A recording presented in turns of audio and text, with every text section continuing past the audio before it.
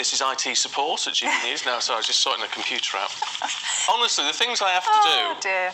He's a man of many talents, Stephen. I'm all right with a laptop. He is. I like my tech, so I'm all right with a laptop. Yeah. Anyway, it is 7:39. This is Breakfast with Stephen and Ellie. I should charge you 50 quid. I should, yeah. What would I do without you?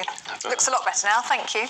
Right, let's look at today's front pages for you. And the HS2 line between London and Manchester may not be ready until at least 2041. That's according to the Times. For The Guardian, it says at least 500 people died after ambulance delays last year.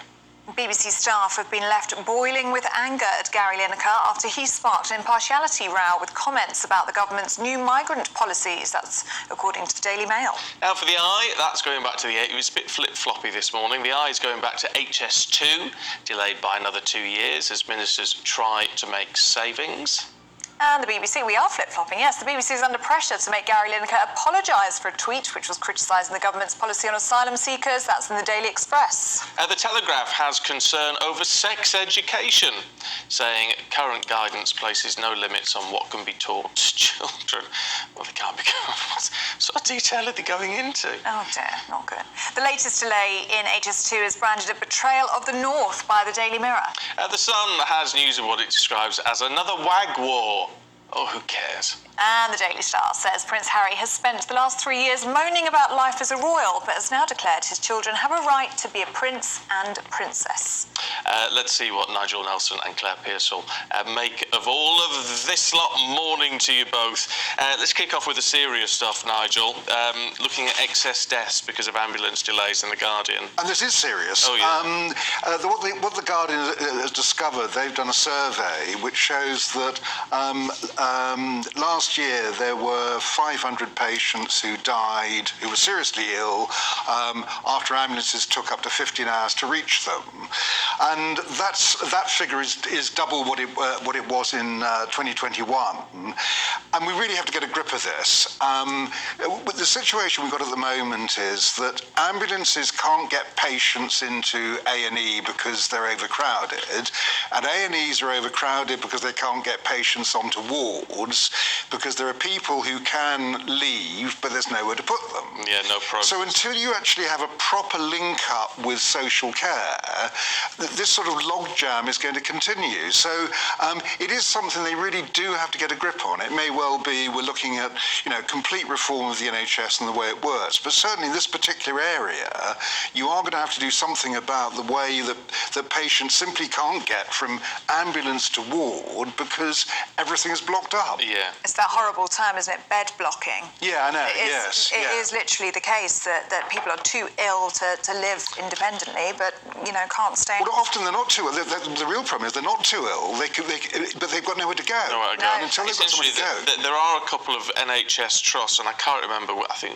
is one on the Isle of Wight, perhaps, and then there's one up in Lancashire which were looking at this issue years ago and have sold it and have not had any problems. Yeah, and so I mean, why can that lesson not be learned? And that's the real difficulty, and it needs buy-in from the trusts itself, but also from the local authorities.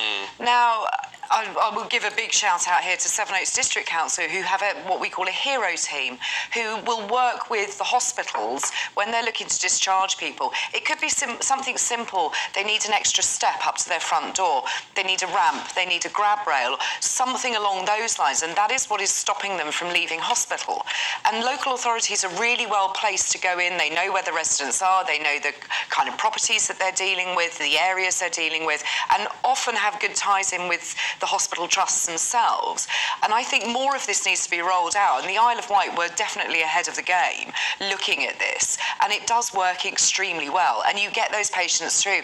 And people have a much shorter time in hospital, a much quicker recovery time, families that feel more supported. And I think that general mood of it, so even if there is a bit of a lengthy wait, because they know they're going to get the help and it's going to be quick and delivered into their homes, people are quite satisfied with the service, which is something that we're not seeing at the moment. So anything that can change that narrative has to be good. Yeah, absolutely. It's really just very distressing. I mean, I was on a picket line the other day with ambulance drivers who were saying that they've been arriving to elderly patients who've been lying on the floor for 13, 14 hours. Yeah. Literally because there's no other way they can get to hospital. Yeah. And it's not their fault. No, exactly.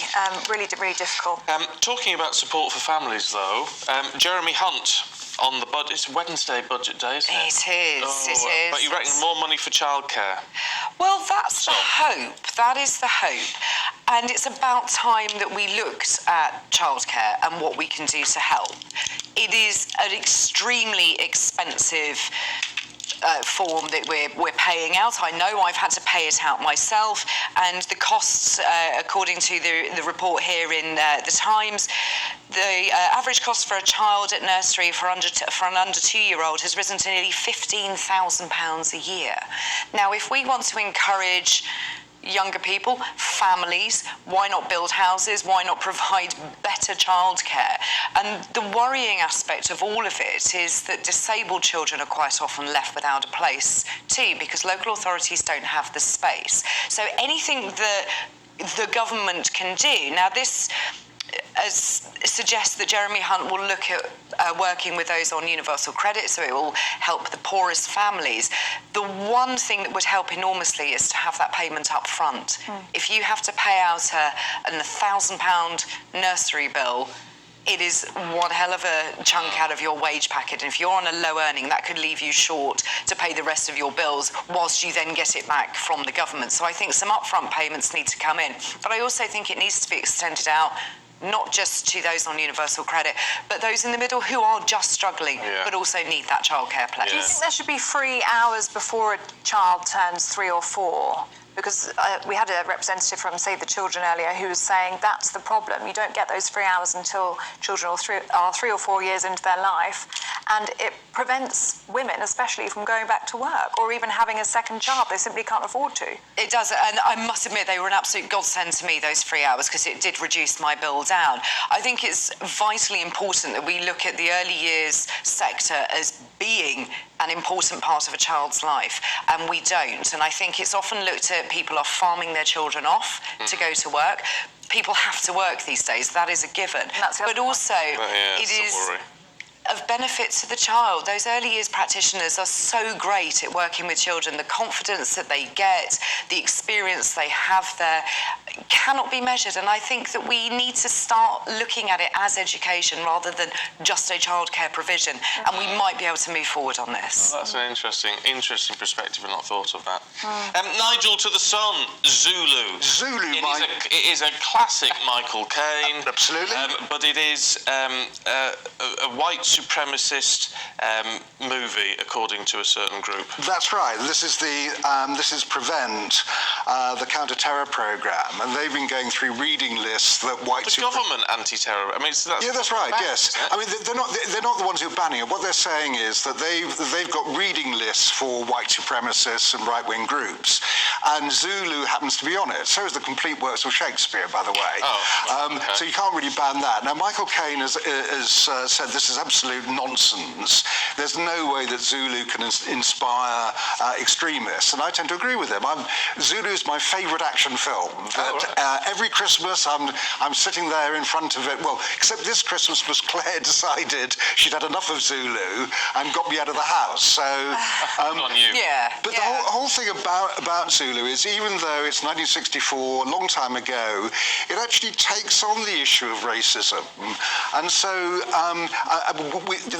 the Michael Caine character, Lieutenant Bromhead in the movie, he is quite clearly a racist, and he's taken to task for being a racist. So the film addresses it. Certainly that the Zulus who took part say, look, we were perfectly happy to do so. Of course there's a question over whether Britain should have invaded Zululand in 1879, but that's a different issue. The film itself is reasonably accurate. It's a bit of our history, and why the right-wing groups think that there is inspirational is beyond me. Yeah. Oh well. Good on Michael Caine for calling it out. Claire, what's the eye saying about NIMBYism? People don't want reservoirs. I mean, this... They want water. and I think this, sort of herein lies the problem. People don't want reservoirs, but we all want water, and we have seen that we've had some of the driest conditions on record. I think February was one of the driest that we've ever had. I appreciate now that we have snow and a lot of rain, but it doesn't last forever, and all of those reservoirs have been so poorly filled over at least the last 18 months, so we need to build more. But unfortunately, district councils, county councils are saying no. This is a blot on our landscape. Now, I would much rather live next door to a reservoir than, for example, a thousand house development. Yeah. I think that you can do them sensitively. We need to understand we need water. I don't get what the objection is. You're not going to have an awful lot of antisocial behaviour around a reservoir. You might encourage some beautiful birds and wildlife, which is good for the environment. Now, surely we should be looking at things like that. And this is what Water UK's, or the industry body, said, that unless we build them, this is going to be a land without water. Yeah. And that's frightening. I mean, it's like a bit of common sense. And actually, I don't think they're a blot on the landscape. They tend to look quite nice. Just, Well, I think they do, and they can be sensitively done. And birds and butterflies are beautiful things. A nice place to walk around, isn't it? Yeah, absolutely. We've got to leave it there, you two. We'll talk about Bear Grylls in the next one, Nigel. Okay. That's a great story. Yeah, I like that Claire, story as Nigel, well. thanks very much indeed.